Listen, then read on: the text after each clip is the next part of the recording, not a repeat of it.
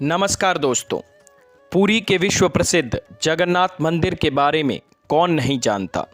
यहाँ की रथ यात्रा विश्व भर में प्रसिद्ध है। पुरी स्थित भगवान जगन्नाथ के मंदिर के चमत्कारों से भरे किस्से तो पूरी दुनिया के श्रद्धालुओं को यहाँ खींच लाते हैं। जगन्नाथ मंदिर में भगवान श्री कृष्ण, सुभद्रा और बालभद्र के साथ विराजमान हैं। जगन्नाथ शब्द का अर्थ है जगत के स्वामी, यानी वो देवता जो पूरे जगत के स्वामी हैं।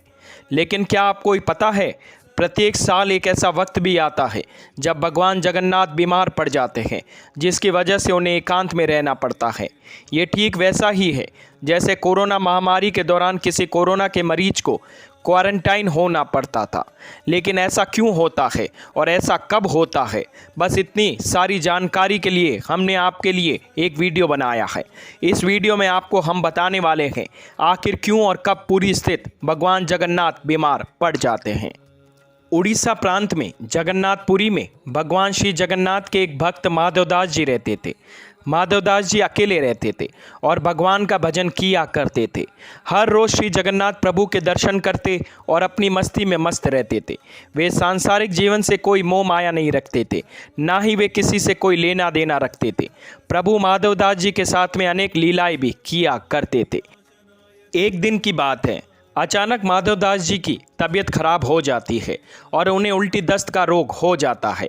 वह बहुत ही कमज़ोर हो गए और उन्हें उठने बैठने में भी समस्या होने लग गई। माधवदास जी अपना कार्य स्वयं करते थे, वे किसी से मदद नहीं लेते थे। जो व्यक्ति उनकी मदद के लिए आता उनसे कहते कि भगवान जगन्नाथ स्वयं उनकी रक्षा करेंगे।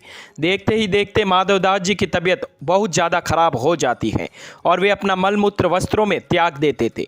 तब स्वयं जगन्नाथ स्वामी सेवक के रूप में माधवदास जी के पास में उनकी सेवा करने पहुंच जाते हैं।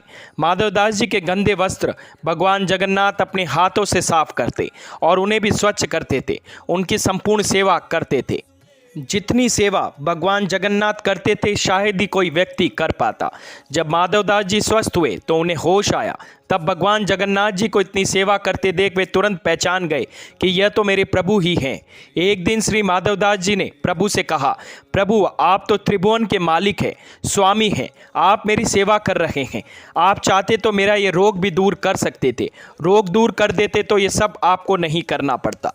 तब जगन्नाथ स्वामी ने उन्हें कहा, देखो माधव, मुझसे भक्तों का कष्ट सहन नहीं होता, इसी कारण तुम्हारी सेवा मैंने स्वयं की।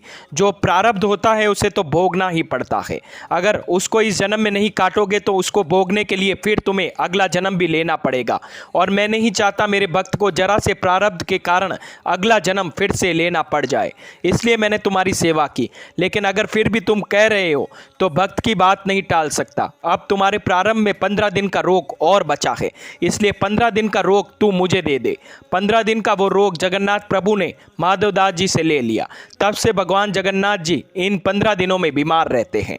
तब से आज तक वर्षों से यही चलता आ रहा है। साल में एक बार जगन्नाथ भगवान को स्नान कराया जाता है, जिसे हम स्नान यात्रा भी कहते हैं। स्नान यात्रा करने के बाद हर साल 15 दिन के लिए जगन्नाथ भगवान आज भी बीमार पड़ते हैं और 15 दिनों के लिए मंदिर के कपाट भी बंद हो जाते हैं और इन दिनों में भगवान की रसोई भी बंद कर दी जाती है। भगवान की इस अवस्था में उन्हें 56 भोग भी नहीं लगाया जाता। इस समय उन्हें 15 दिनों तक आयुर्वेदिक काढ़े का भोग लगाया जाता है। जगन्नाथ धाम मंदिर में तो भगवान की बीमारी की जांच करने के लिए हर दिन वैद्य भी आता है। काढ़े के अलावा प्रभु को फलों का रस भी दिया जाता है। उन्हें रोजाना शीतल लेप भी लगाया जाता है। बीमारी के दौरान उन्हें फलों का रस छेने का भोग भी लगाया जाता है और रात में सोने से पहले मीठा दूध अर्पित किया जाता है। जब जगन्नाथ भगवान स्वस्थ हो जाते हैं तो वे अपने भक्तों से मिलने के लिए रथ पर सवार होकर आते हैं, जिसे जग प्रसिद्ध रथ यात्रा कहा जाता है।